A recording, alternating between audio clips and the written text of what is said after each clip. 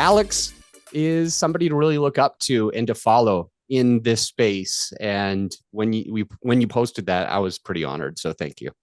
Good stuff, man. All right, to the event. So yes. I know you like the name Pod Talks, and we came up with that because basically to give you an idea of what this event is, it's basically like a TED Talk, but for podcasters is the idea. So our event is something where we just have podcast guests and hosts, either side the mic, we like to say, come in and speak to add value to other people in that space, sharing one really specific niche idea.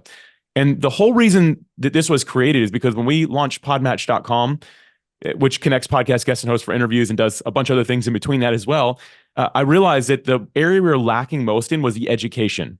People were wanting to learn more about it. And so I found myself answering a lot of questions and sometimes getting asked questions, Adam, that I really couldn't answer. And I've never been the guy to BS my way through something. So I didn't start being like, I'm pretty sure it's this. I would just straight be like, I actually don't know. Like, you'd have to ask Adam about that, right? Like, and that did come up from time to time where I'd actually go find an episode and send it to people. And we still do that. But I just realized there would be value in us having some sort of educational wing ourselves for people within our community that wanted to learn with our community.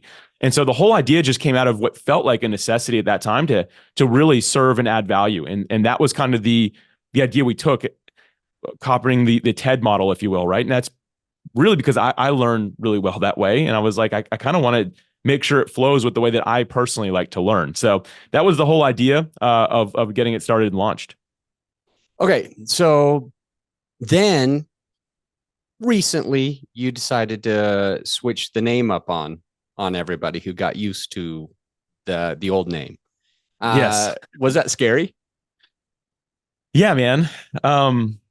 Yeah, it was. And we rebranded other things too, which I think we'll get into, but like it's a scary process for sure. And I really liked the name, and some other people like you also liked it, but it was one of those things. It was like, I realized I found myself answering the question, where does this fit into your brand? And what does it mean? Did other people ask you that, or were you just thinking about it? Oh, no. That was a regular question. So much so that we actually built out like we use Text Expander, which is you type in a little code and it spits out a blurb of text, right? Canned responses, another type of thing like that. I love Text Expander, by the way. Like, check it out if you're not using it. But I basically created that. I'm like, because we're getting asked this so many times that we had to create something like a standard response to tell people, oh, here's what this is, here's what it means, here's where it fits in. And made me realize that, like, even though I like it and it makes sense to guys like you and me, I think you and I think pretty similarly. Most people are not like us. And that's why they hire somebody like you, because they want to tap into that different mindset that you have, right? So when it came to that, I'm like, man, I'm explaining this more than it's worth. And before I can convince somebody to even attend, even if it's for free, I have to go through this huge explanation as to what it is and all that. And so it was one of those things that I wanted to simplify it and have it more in line with the other things that we do.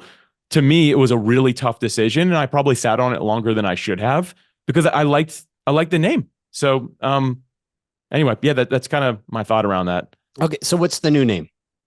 Podcasting Made Simple Live. Okay, talk to us a little bit about what that does. You said one thing, it was a necessity to serve and add value. And I want to switch it around and find out to understand, what does it do to your brand? How does it help you? I understand and I love that you're helping them. And I want to think through for our listener who is thinking about maybe starting their own event or whatever. What does it do for them, their brand, their company? Yeah. So real quick, like our podcast is called Podcasting Made Simple. So that's the show. And the show is the replay from the event.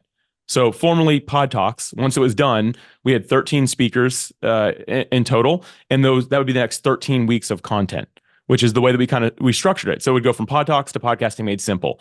And so many people were confused. They're like, hey, I attended this event and like loved it and all that stuff. And like, did someone post it? Like, what is this? Like now that same thing's out, and people weren't complaining about it at all. People actually loved once I explained it. But I was explaining it.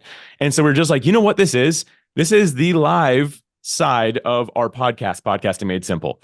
And I know it's a bit of a mouthful, but already it's way more people attend. And we got not one question about what it was. And that to me was the clarity that, okay, we did the right thing. So again, for people, it helped them find where they fit into it and what it was. And for us, it simplified the communication back and forth while more accurately delivering on what it is that we could do. Because the whole idea is we're actually helping make podcasting on either side of the mic simpler for people. And so that's kind of like where it went from that. I don't know if that quite answers your question. Sorry, it's my first time ever talking about this. It does. Let me know if and I'm I appreciate it. off track.